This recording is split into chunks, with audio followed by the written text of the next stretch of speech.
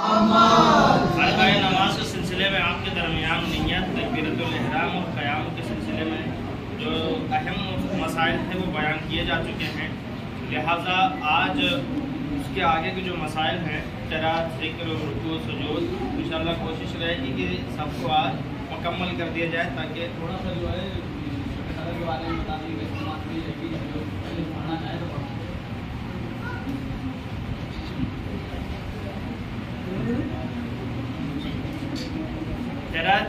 क़राअत का मसला यह है कि ज़रूरी है कि इंसान रोज़ाना की वाजिब नमाज़ों में पहली और दूसरी रकअत में अलहम्द और उसके बाद एहतियात की बिना पर किसी एक पूरे सूरे की तिलावत करे। क़राअत का मतलब है कि अलहम्द और कोई दूसरा सूरा पढ़ा जाए।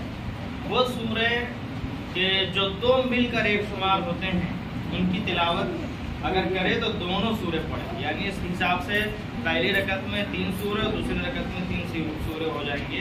वो है सूरह फील और सूरह कुरैश। अगर इनमें से कोई पढ़ना है तो ये दोनों सूरा साथ में पढ़े जाएंगे। अगर सूरह वज़्ज़ुहा और सूरह अलम नशरह में कोई सूरा पढ़ना है तो ये दोनों सूरा एक साथ पढ़ेंगे, इसलिए कि ये दोनों सूरा मिलकर एक सूरा शुमार हो जाएगा।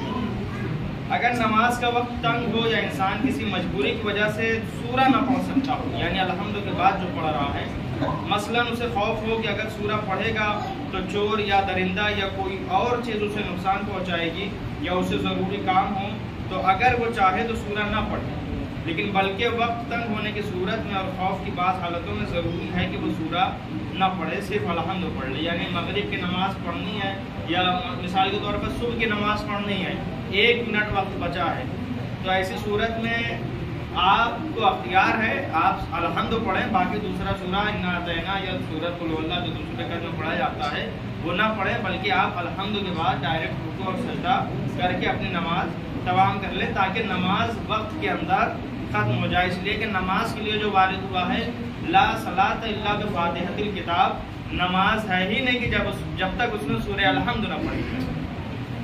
नमाज है ही नहीं जब तक उसमें सूरह अलहम्द ना पढ़ी जाए। और इसी हिसाब से कि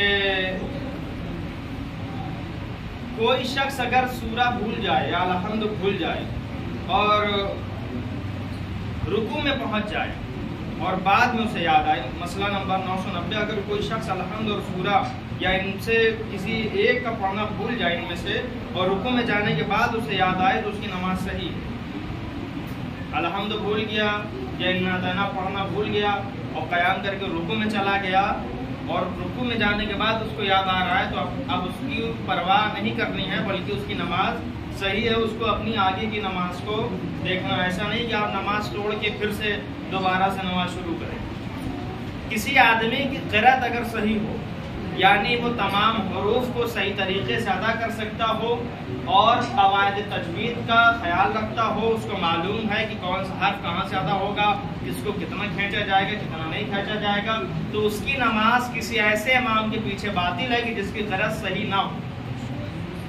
जिसकी क़राअत सही ना हो उसके पीछे नमाज पढ़ना उस शख्स के लिए बातिल है जो हुरूफ को सही तरीके से अदा कर सकता हो या सूरा और अलहम्द को सही तरीके से पढ़ सकता हो। फिर उसके बाद रुकू, ज़रूरी है कि हर रकअत में क़राअत के बाद इस कदर झुके कि अपनी उंगलियों के सिरे अंगूठे घुटने पर रख सके, और इस अमल को रुकू कहते हैं। ये जो तमाम तर कहा जाता है कि पीठ सीधी होना चाहिए और ये वो, रुकू में उतना ही झुके कि उसकी उंगलियां घुटनों तक पहुंच जाए, ये रुकू माना जाएगा। अपने हाथ को अपनी उंगलियों को घुटने तक पहुंचा देना ये रुकू कहलाता है। अगर रुकू जितना झुक जाए लेकिन अपनी उंगलियों को सिरे घुटने पर ना रखे तो कोई हरज नहीं। रुकू जितना झुक जाए उंगलियां घुटने पर ना रखे तो कोई हरज नहीं है। अगर कोई शख्स रुकू आम तरीके के मुताबिक ना बजा लाए, मसलन बाएं या दाएं जानिब झुक जाए, तो ख्वाह उसके हाथ घुटनों तक पहुंच भी जाए उसका रुकू सही नहीं है। जिस तरफ खड़ा है क़िबले के रुख भी उसको रुकू करना है। फिर उसके बाद मसला सुजूद है। नमाज पढ़ने वाले के ज़रूरी है कि वाजिब और मुस्तहब नमाजों की हर रकत में रुकू के बाद 2 सजदे करें। सजदा एक ख़ास शक्ल में पेशानी को खुजू की नीयत से ज़मीन पर रखे और नमाज के सजदे की हालत में वाजिब है कि दोनों हथेलियाँ, दोनों घुटने, दोनों पाँव के अंगूठे ज़मीन पर रखे जाएं। यानी ये 7 आज़ाए सजदा हैं। पेशानी, दोनों हाथ के हथेलियाँ, दोनों पैर के घुटने और दोनों पैर की अंगूठे की उंगलियाँ, ये ज़रूर बेज़रूर ज़मीन पर होनी चाहिए। 2 सजदे मिलकर एक रुकन है। अगर कोई शख्स वाजिब नमाज में अमदन या भूले से एक रकत में दोनों सजदे तर्क कर दे तो उसकी नमाज बातिल है। और अगर भूल कर एक रकत में 2 सजदों का इजाफा करे तो एहतियात लाजिम की बिना पर भी यही हुक्म है। अगर सजदा कम कर दे यानी ना करे तो भी नमाज बातिल है, सजदा बढ़ा दे तो भी उसकी नमाज बातिल है। अगर एक सजदा भूल जा रहा है, सजदा कर रहा है, तो बाद में उसके लिए सजदा सौ है। जो सजदा भूला है उसकी कज़ा बजा लाए, बैठे बैठे क़िबले से मुनहरिफ हुए बगैर, दाएं बाएं देखे बगैर, उसी हालत में बैठे हुए सलाम पढ़ने के बाद फौरन जो सजदा छूटा उसकी कज़ा बजा लाए। उसके बाद नियत करे कि 2 सजदे 100 करता हूँ, वाजिब क़ुर्बतन इल्लल्लाह, फौरन सजदे में जाए, बिस्मिल्लाह बिल्लाह अस्सलामु अलैका अय्युहन नबी व रहमतुल्लाहि व बरकातुहू, बैठ जाए, फिर सजदे में जाए, फिर यही ज़िक्र पर पढ़े, फिर उसके बाद बैठे तशहुद पढ़ के कोई एक सलाम पढ़ ले, चाहे अस्सलामु अलैकुम व रहमतुल्लाहि व बरकातुहू कह दे, चाहे अस्सलामु अलैका अय्युहन नबी व रहमतुल्लाहि व बरकातुहू कह दे। तीनों सलामों में से तीनों भी पढ़ सकते हैं, कोई एक भी पढ़ ले तो काफी है। एक सलवात पढ़े मोहम्मद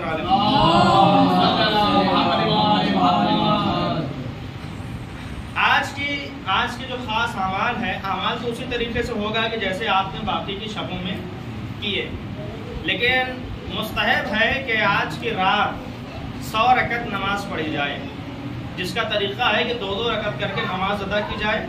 लेकिन अगर कोई आदमी अपनी नमाज कज़ा अदा करना चाहता है तो वो भी पढ़ सकता है और अदा कर सकता है। और नमाज जो होगी वो ज़ोहर से शुरू होगी, सुबह पे ख़त्म होगी। और इस तरीके से अगर आप अपनी कज़ा नमाजें पढ़ेंगे तो आपको पूरे एक दिन की नमाज पढ़नी रहेगी, तो 6 दिन की नमाज में तकरीबन 102 रकत हो जाती है, कि जिसकी वजह से आपका अमाल भी होता है और आप तकरीबन 100 रकत नमाज भी अदा कर लेते हैं। इसके अलावा नमाज शब के सिलसिले में गुस्ल करना मुस्तहब है आज की शब में, लिहाजा आप लोग नमाज अमाल करने से पहले गुस्ल करें। बाज़ दुआएं मखसूस हैं जो नमाज का तरीका वही है जैसे पहले की नमाजों में रहा है। अल्हम्दु के बाद 7 मरतबा सूरह कुल हुवल्लाह, पहली रकत में और दूसरी रकत में भी वही तरीका है नमाज का। जो मखसूस अमाल है मुश्तरका वो वैसे ही अदा किए जाएंगे जैसे कि आपने बाकी के शबों में अदा किए हैं। गुस्ल करना तीनों शब में मुस्तहब है और ताकीद की गई कि गुस्ल किया जाए। और उसके बाद ये पूरी रात आदमी जागे।